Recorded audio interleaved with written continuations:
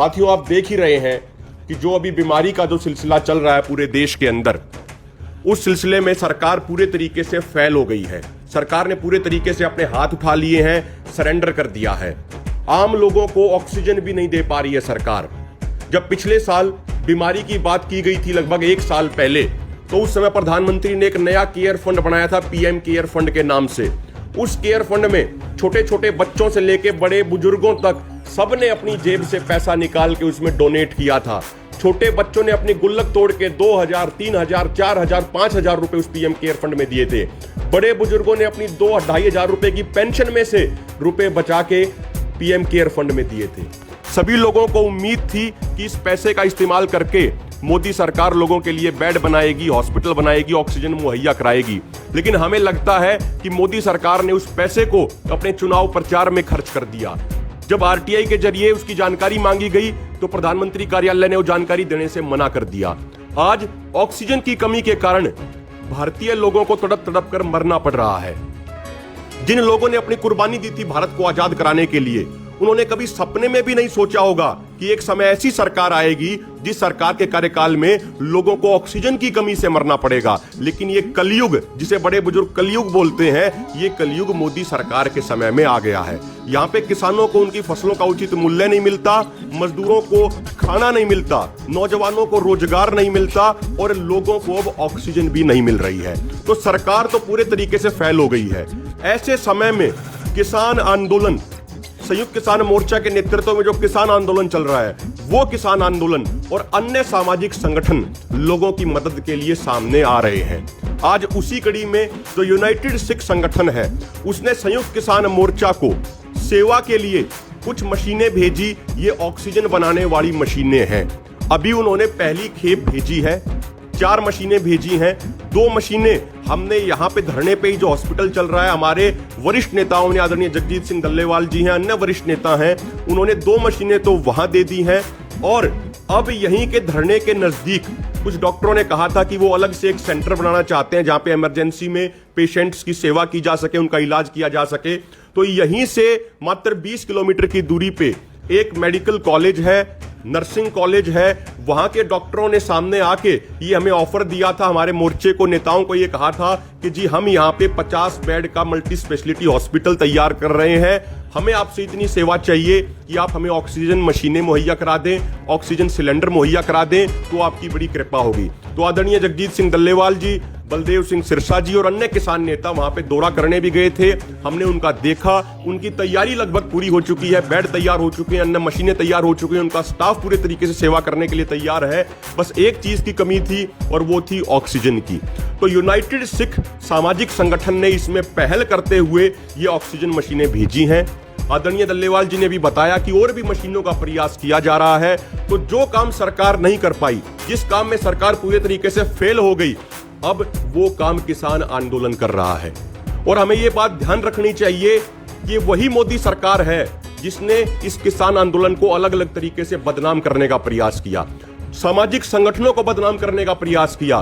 कभी हमें आतंकवादी बताया गया, कभी हमें खालिस्तानी बताया गया, कभी हमारे ऊपर फॉरेन फंडिंग के आरोप लगाए गए, पता नहीं क्या क्या कहा गया। लेकिन आज जब देश के आम लोगों को जरूरत पड़ी है, तो उस समय ये किसान आंदोलन, ये संयुक्त किसान मोर्चा, यही सामाजिक संगठन जैसे यूनाइटेड सिख, यही अपनी जिम्मेदारी समझ के लोगों की मदद के लिए सामने आ रहे हैं। आपने देखा भी होगा, गुरुद्वारों में, अलग अलग सामाजिक संस्थानों में बड़े बड़े मेडिकल कॉलेज, मेडिकल सेंटर बना दिए गए हैं जहां पे लोगों का इलाज किया जा रहा है और फ्री में किया जा रहा है। तो जो ये गुरु सदन, जो ये मेडिकल कॉलेज है, सोनीपत के नजदीक है, सोनीपत गोहाना रोड पे, वहां पे 50 बेड का मल्टी स्पेशलिटी एक ये हॉस्पिटल तैयार किया जा रहा है। और जो उसके मालिक हैं उस मेडिकल कॉलेज के, वो आगे बताएं भी गए, जो उनके सहयोगी हैं हमारे साथ मौजूद हैं बड़वासनी गांव से, उन्होंने हमें ये कहा है कि किसी भी धरने से, जो दिल्ली के बॉर्डरों पे किसानों के धरने चल रहे हैं, वहां पर किसी भी किसान को कुछ समस्या आती है, किसी भी तरह की कोई बीमारी आती है, तो प्रायोरिटी पर रख के किसानों को वहां एडमिट किया जाएगा, किसानों का फ्री ऑफ कॉस्ट इलाज किया जाएगा। इसके अलावा जो अन्य पेशेंट आएंगे आसपास के गांवों के, उनका भी फ्री ऑफ कॉस्ट इलाज किया जाएगा और हर संभव उनकी मदद की जाएगी। तो हम अपने पूरे मोर्चे का, सभी किसान नेताओं का, जो हमारे मार्गदर्शक हैं जैसे आदरणीय जगजीत सिंह डल्लेवाल जी हैं, उनका हम खास धन्यवाद देते हैं कि उन्होंने अपनी जिम्मेदारी समझी और वो हर व्यक्ति की मदद के लिए सामने आ रहे हैं। देखो जी, हमें कई मोर्चों पे लड़ना पड़ रहा है। एक मोर्चा तो सरकार के खिलाफ लड़ ही रहे हैं, अपनी दोनों मांगों को हर कीमत पर पूरा कराएंगे। उसके अलावा जो एक ये बीमारी की समस्या आ गई है, इस मोर्चे पे भी किसान आंदोलन लड़ रहा है। तो आगे अब आदरणीय जगजीत सिंह डल्लेवाल जी बताएंगे।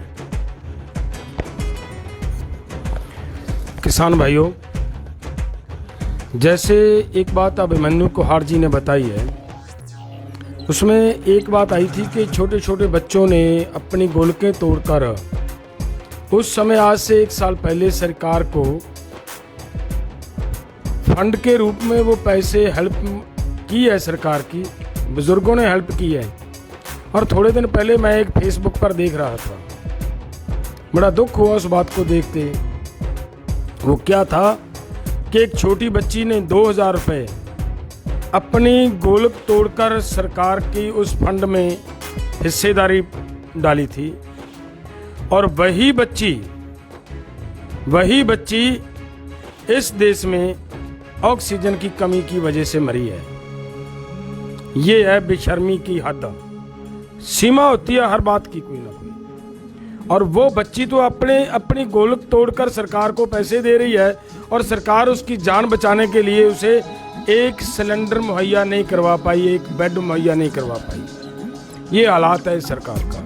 लेकिन मैं ये भी कहूँगा कि यहाँ जो धरना स्थल पे सोनीपत के करीब एक बड़वासनी गांव में एक मेडिकल कॉलेज और नर्सिंग कॉलेज था, वहाँ पे उसको आज हॉस्पिटल में डाइवर्ट कर लिया है।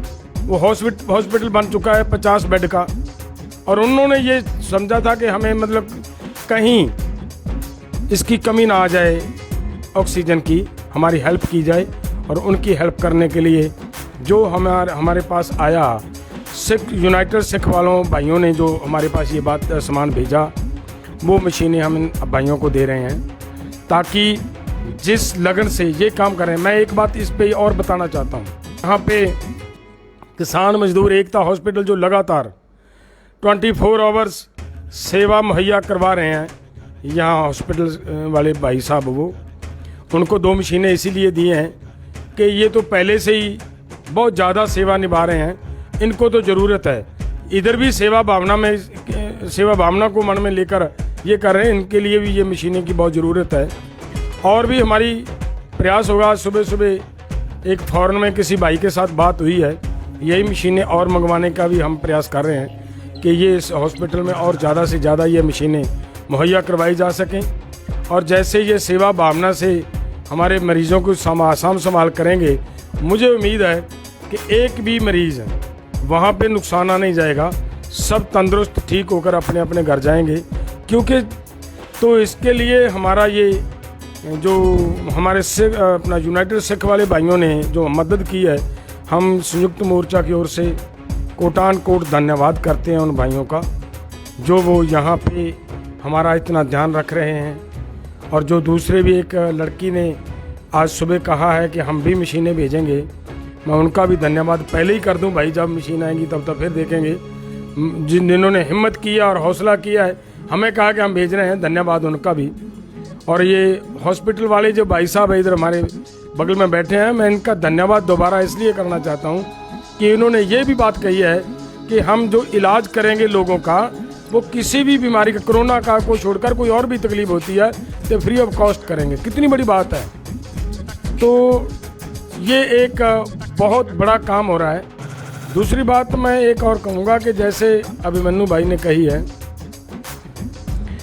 जिस निशान साहब को बदनाम किया गया ना पिछले दिनों 26 जनवरी में कि ये कर दिया जी, वो कर दिया।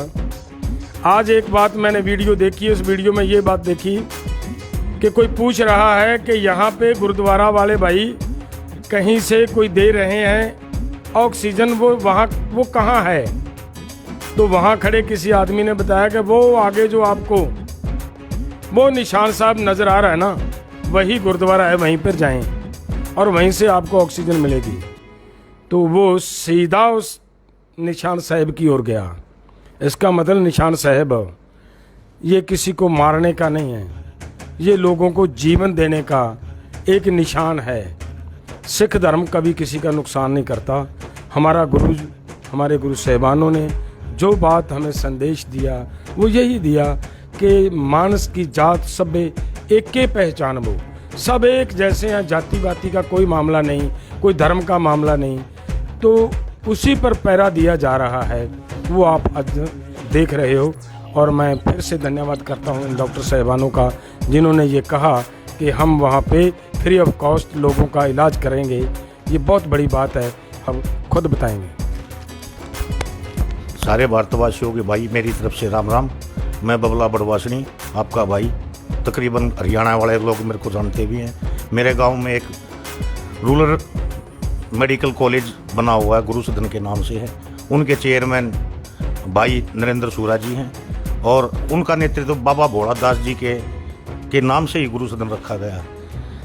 पिछले दिनों मेरी भाई अभिमन्यु जी से बात हुई, भाई हमारे पास जगह तो है लेकिन हमारे पास ऑक्सीजन नहीं है, क्यों नहीं हम भी इसी महामारी में इन लोगों की सेवा करें जैसे ये मरने लग रहे हैं। तो जैसे ही मैं भाई साहब से बात किया, तुरंत भाई साहब रजेवाल जी को, दल्लेवाल जी को और कई अनेक नेताओं को लेके मेरे पास गुरु सदन पहुँचे। हमने वहाँ पे अपना मेडिकल कॉलेज दिखाया और बताया, भाई देख ये बेड का अरेंजमेंट तो हम कर सकते हैं, डॉक्टर का कर सकते हैं, दवाइयों का कर सकते हैं, लेकिन हमें ऑक्सीजन की दिक्कत आएगी। तो नेता हमारे दल्लेवाल जी ने आश्वासन दिया, भाई मैं पूरी कोशिश करूंगा, 2-3 दिन के अंदर ये मैं आपका ये काम करके दूंगा। ये 7 तारीख या 8 तारीख की बात है भाई साहब। तो आज कितनी तारीख, 12 तारीख। तो सुबह भाई साहब अभिमन्यु का मेरे पास फ़ोन गया, बोला भाई 2 मशीनों का था, मैं अभी आप ले जाओ और चालू कर दो। तो जैसे ही मैंने नरेंद्र सूरा जी से बात की, बोला भाई बहुत बढ़िया हो गया और इसको निःशुल्क करेंगे। ये सब बाबा भोलादास जी का आशीर्वाद है, जिनका कलोई मड़ाक के नाम से धाम है। और मैं उन सिख यूनाइटेड भाइयों को भी बहुत बहुत धन्यवाद करता हूं, जिन्होंने हमारी एक आवाज़ सुन के 5 दिन के अंदर ही चमत्कार करके दिखा दिया। और अपने अभिमन्यु भाई जी का भी और सारे इसका संयुक्त किसान मोर्चे का मैं दिल से धन्यवाद करता हूँ, बहुत बहुत धन्यवाद करता हूँ। और एक चीज, अंतिम बात हम ये कह रहे हैं कि देखो, गांधी जी जिस सर्वधर्म संभाव की बात करते थे, जिस धर्म की बात करते थे, असली धर्म ही ये है कि मानवता की सेवा करो, जब भी मौका मिले सेवा करो। आज पूरी दुनिया के सामने, पूरे देश के सामने सबकी इमेज साफ हो गई है। कौन तो इसमें सेवा करने में लगा हुआ है और कौन ऐसे समय में भी राजनीति करने में लगा हुआ है। बीजेपी आरएसएस वाले लोग हैं, उनको राजनीति से फुर्सत नहीं मिलती, लेकिन जो रियल में जो सामाजिक संगठन है वो सामने आके पूरी सेवा में लगे हुए हैं और इसी तरीके से सेवा करते रहेंगे। किसान आंदोलन ने पहले भी यहाँ पे आसपास के लोगों के लिए मेडिकल कैंप लगाए हैं। लगभग 50 लोगों का यहाँ पे आंखों का ऑपरेशन कराया फ्री ऑफ कॉस्ट। अन्य जो छोटी मोटी समस्याएं थी उनमें भी सेवा दी है। बहुत सारे यहाँ जो पूरे कैंप लगे हुए मेडिकल कैंप, उन्होंने आसपास के गांव वालों के लिए बहुत सेवा दी है। बीजेपी और आरएसएस के लोगों ने आसपास के गांव वालों को उकसाने का खूब प्रयास किया, लेकिन वो गांव वाले पूरे तरीके से हमारे साथ खड़े हैं हमारे आंदोलन में। और जो डॉक्टरों ने जो सेवा दी है उससे पूरे संयुक्त किसान मोर्चा की छवि और ऊपर पहुंची है। तो सभी डॉक्टरों का भी हम बहुत बहुत धन्यवाद करते हैं। और अंत में यदि आदरणीय जगजीत जी कुछ कहना चाहें तो बहुत बहुत धन्यवाद। और मैं अंत में ये कहूंगा कि जो किसान एकता मोर्चा की टीम है, इसका हम विशेष धन्यवाद करते हैं, क्योंकि ये कोई पेड आईटी सेल नहीं है। जैसे राजनीतिक पार्टियों की पेड आईटी सेल होती है जो तनख्वाह लेके काम करते हैं, ये इस तरह की आईटी सेल नहीं है, ये सेवा के लिए है। और देखो जी, मेन स्ट्रीम मीडिया के अधिकतर चैनल हमारी आवाज को दिखाते नहीं हैं, कुछ चैनल दिखाते हैं ईमानदारी से। ऐसे समय में जो किसान एकता मोर्चा कंसेप्ट आया, जो बलजीत भाई हैं जो हमारे आईटी सेल के हेड हैं, उनका ये कंसेप्ट आया, उन्होंने खूब मेहनत की, उनकी टीम ने खूब मेहनत की और इस पूरे आईटी सेल के कारण ही आज हमारे किसान आंदोलन की आवाज ना सिर्फ देश के हर कोने में बल्कि दुनिया के हर कोने में पहुंच रही है। तो इस आईटी सेल का